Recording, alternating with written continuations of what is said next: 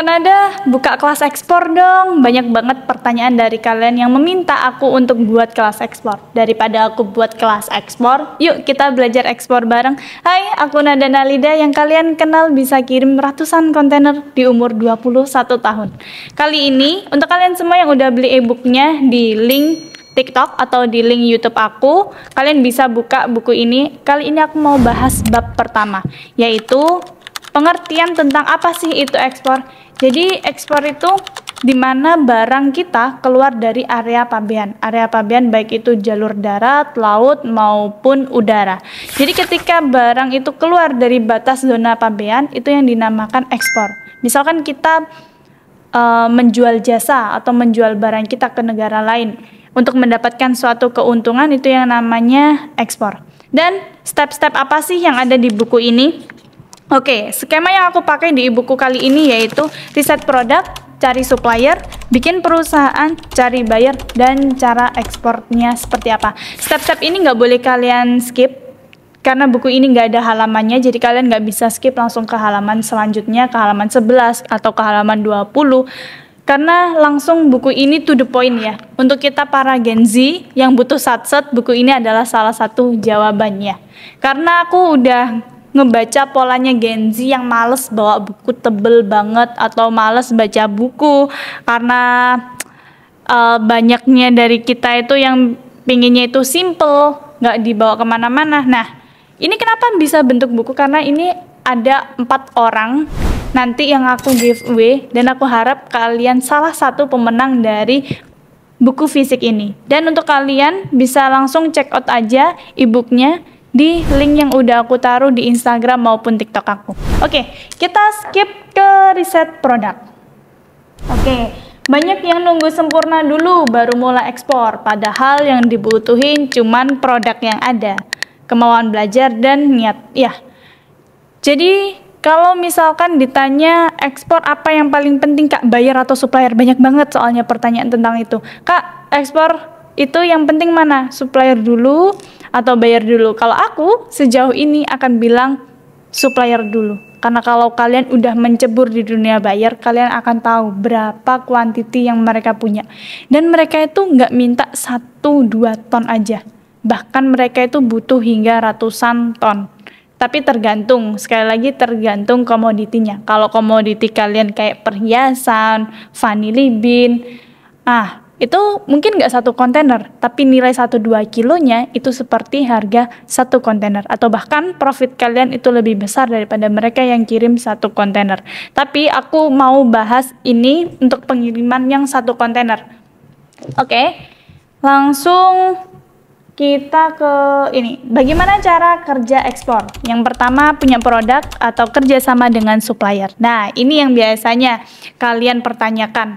Kak, ekspor kalau nggak punya kenalan supplier, gimana cara carinya? Sabar dulu ya. Jangan di skip, karena buku ini harus kalian baca. Ini udah dari buku yang segini tebalnya, dan kuliahku yang 3 tahun, aku terbitin e-book setipis ini. Itu karena aku pengen ngemudahin kalian banget belajar yang satset itu gimana. Dan di sini juga ada perhitungan tentang ekspor. Tapi sekali lagi nggak boleh di skip. Oke? Nah, ini ya, bentuk bisnis ekspor itu ada yang namanya eksportir langsung. Eksportir langsung itu berarti kita produsen tangan pertamanya, kita yang booking kontainernya, kita yang nyiapin dokumennya, dan kita yang kirim barang. Itu yang namanya eksportir langsung. Dan yang kedua ada yang namanya eksportir maklar atau bahasanya adalah trader. Trader ini gimana sih Kak cara kerjanya? Nah, mereka yang nggak punya barang tapi mereka kerjasama dengan mereka yang punya barang. Bisa itu mereka pabrik, pengepul, atau bahkan UMKM yang masih skala kecil. Tapi mereka punya mereka tahu cara ngejual produknya itu gimana. Biasanya mereka para trader ini, mereka punya keahlian cara cari buyer.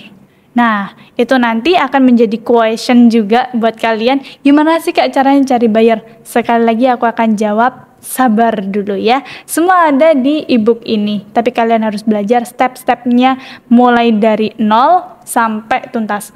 Video kali ini aku buat bukan karena aku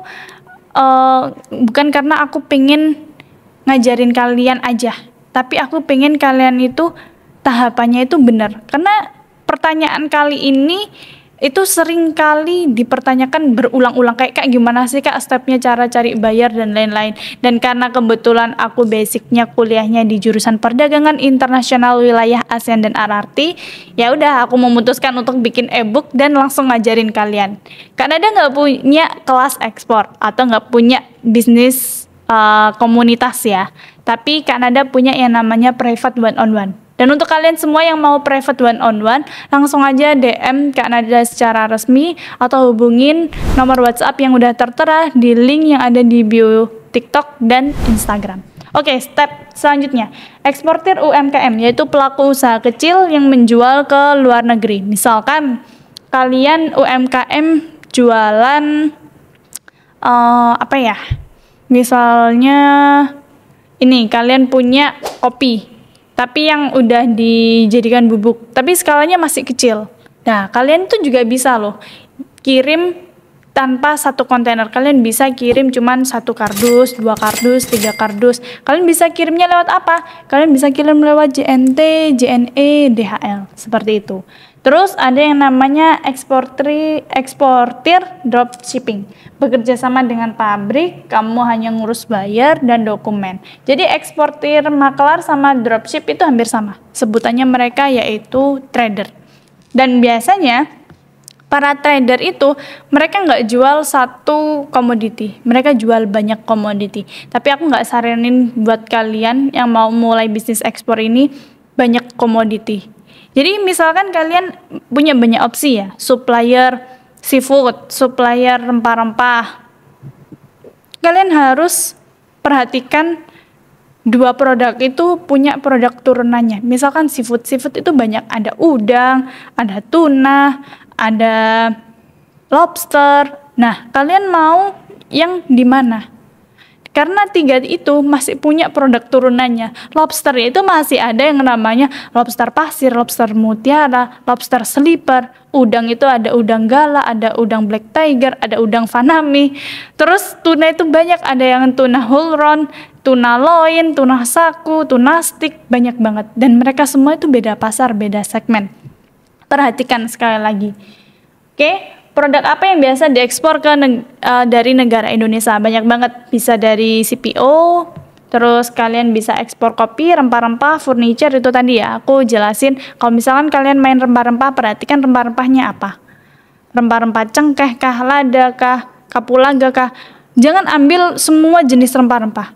Oke, kalau misalkan kalian ngerasa karena rempah-rempah ini musiman Kak, dalam 1 tahun 12 bulan, 3 bulan itu musimnya lada, 3 bulan lagi musimnya cengkeh, 3 bulan lagi itu musimnya pala. Aku mau ambil 3 itu biar 1 tahun itu aku bisa closingan terus, boleh. Tapi sekali lagi perhatikan karena itu akan ngaruh di step selanjutnya. Apakah pemula bisa ekspor? Jawabannya adalah iya. Karena dengan kemajuan digital, hari ini kamu bisa mulai ekspor lewat dari HP aja. Kalian pasti nggak percaya kan kalau aku mau munculkan statement ini, tapi aku adalah salah satu pelaku yang berhasil menjadi eksportir lewat handphone. Bahkan aku nggak visit supplier aku sampai 4 kontainer. Dan itu fakta yang harus kalian dengar, kalau aku ekspor nggak harus punya pabrik dan aku nggak punya gudang. Bahkan aku ekspor ratusan kontainer pun aku nggak beli gudang. Karena apa? Ya, karena ekspor nggak harus punya gudang. Dan langsung aja ke next selanjutnya, tapi jangan lupa subscribe dan follow aku Nada Nalida.